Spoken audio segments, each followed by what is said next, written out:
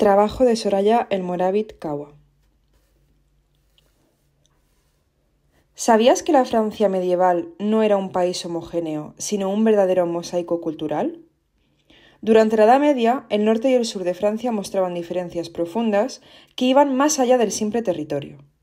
Por un lado, el norte se caracterizaba por su dureza, sus tradiciones guerreras y una vida marcada por la economía feudal y agrícola.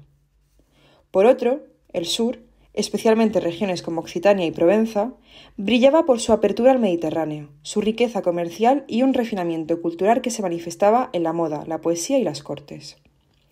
En este vídeo vamos a explorar esa fascinante dicotomía cultural. ¿Qué significaba ser rudo en el norte y refinado en el sur? ¿Cómo reflejaron estas diferencias en la vida cotidiana, la literatura y la identidad de la época? Y sobre todo, ¿qué mito y qué realidad esconden estas dos caras de la Francia medieval? Acompáñame a este viaje al pasado para descubrir cómo estas dos culturas moldearon la historia y la cultura francesa. Bien, comenzaremos hablando de la dicotomía cultural en la Francia medieval, entre el norte rudo y el sur refinado. Una pequeña introducción. Como dije antes, durante la Edad Media, la actual Francia no era una entidad homogénea, sino un mosaico de regiones con estructuras políticas, lenguas y culturas profundamente diferentes. Esta diversidad se expresaba de forma particularmente aguda en la dicotomía entre el norte y el sur del país. Mientras que el norte se desarrolló bajo la influencia de tradiciones guerreras germánicas, con una economía especialmente feudal y agraria, el sur, como dije antes, especialmente Occitania y la Provenza, floreció como una gran región abierta al Mediterráneo, rica en comercio, cultura y refinamiento cortesano. Esta oposición, muchas veces exagerada, tuvo consecuencias profundas en las percepciones sociales, en las expresiones literarias y también en ciertas construcciones simbólicas que marcaron el imaginario medieval. En este ensayo exploraremos desde múltiples ángulos cómo se configuró esa dualidad, el norte salvaje frente al sur civilizado, y qué implicaciones tuvo en la cultura, la moda, la poesía y la identidad. Primera parte, el norte bárbaro, rudeza, pieles y estructuras feudales. En las crónicas medievales y en los relatos de viajeros, el norte de Francia aparece muchas veces como una tierra marcada por la rudeza, tanto en las costumbres como en la vestimenta. Hay que saber que tras la caída del Imperio Romano, las tribus germánicas, es decir, francos, borgoñones, normandos, se asentaron en la Galia septentrional, imponiendo estructuras feudales y un modelo social centrado en la fuerza militar y la lealtad vasallática. En este contexto, la vida cotidiana estaba dominada por la guerra, el trabajo agrícola y el clima frío, que exigía ropa pesada, pieles y tejidos burdos. Como señala George Dewey en su obra La sociedad del siglo XI y XII, en 1973, en el norte la nobleza era esencialmente guerrera, más preocupada por defender sus tierras que cultivar el espíritu. Esta forma de vida se reflejaba también en la estética. La comida era pesada, con abundancia de manteca, carnes saladas y pan negro. Las vestimentas eran funcionales, estaban hechas de lana gruesa o de piel de animales.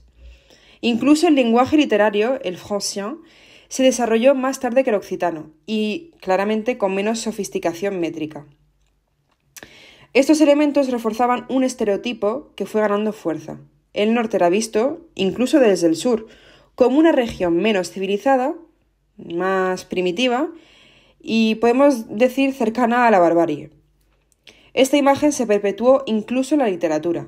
En las vidas de trovadores, compiladas en esos siglos, se menciona en ocasiones el desprecio de los poetas del sur por las costumbres del norte, consideradas rudas o ignorantes. Bien, el sur civilizado, cortes cultas, comercio y sofisticación. En contraposición, el sur de Francia, y en particular las regiones de Provenza, Toulouse y Aquitania, vivió entre los siglos XI y XIII un auge cultural sin precedentes.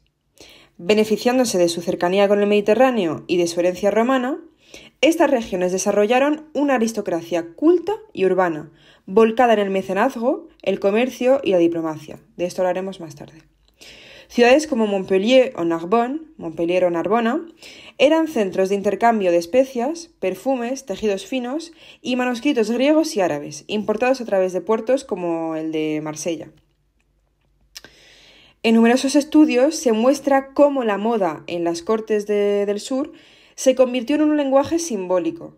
Es decir, las damas pues utilizaban túnicas de lino bordadas, perfumes orientales y tocados elaborados para marcar su estatus y al mismo tiempo transmitir pues, un erotismo sutil. El refinamiento tampoco se limitaba a vestir, es decir, la cortesía, la conversación, la danza, incluso la música, eran parte integral de la vida cortesana. Esta sofisticación alimentó el nacimiento de la poesía trovadoresca, como hemos podido ver pues, en este año de Provenzal. Una de las primeras tradiciones líricas en la lengua vernácula de Europa. Trovadores del sur como Bernard de Ventadorn o Arnaud Daniel crearon un lenguaje poético que celebraba el amor refinado, el fin amor, la sensibilidad y el equilibrio emocional. Su poesía no solo era arte, sino una verdadera forma de vida, un sistema de valores donde la medida, la nobleza del espíritu y la belleza exterior se combinaban en un ideal perfecto. La mujer amada era inaccesible, elevada, venerada casi religiosamente, lo que reforzaba la idea de un mundo estético y emocional superior. Bien, contrastes lingüísticos, sociales y literarios. La dicotomía entre el norte y el sur se manifestó también en el desarrollo de las lenguas vernáculas, ¿vale? Mientras que en el norte pues, surgieron los trouvères, poetas en antiguo francés que imitaron la forma trovadoresca, pero claramente sin alcanzar su complejidad formal, el sur consolidó el uso del occitano como lengua literaria plena. De hecho, el lingüista Martin de Riquer subraya que la poesía de los trouvères rara vez alcanzó la profundidad metafísica o la riqueza métrica de los trovadores occitánicos. Esta diferencia se debe en parte al contexto social, ¿vale? En el sur las cortes pues, fomentaban la creación literaria, ofrecían protección a los poetas y promovían la educación aristocrática. Pero en cambio en el norte la estructura feudal era más cerrada y el arte era subordinado a fines religiosos o militares. Por eso, mientras que en el norte producían chansons de geste como la chanson de Roland, la canción de Roland, centradas en la épica y la guerra, el sur cultivaba poemas líricos sobre el deseo, el dolor amoroso y la belleza cortesana. Más allá del mito, realidades y matices. No obstante, conviene subrayar que esta dicotomía, aunque basada en elementos reales, fue también construida como una oposición ideológica. El sur no era un paraíso de tolerancia y civilización, tampoco. Muchas de sus ciudades eran escenario de conflictos internos, de luchas de poder y de ciertas tensiones religiosas, como se vivió en la Cruzada albigense, que destruyó gran parte de la cultura occitania en nombre de la ortodoxia católica.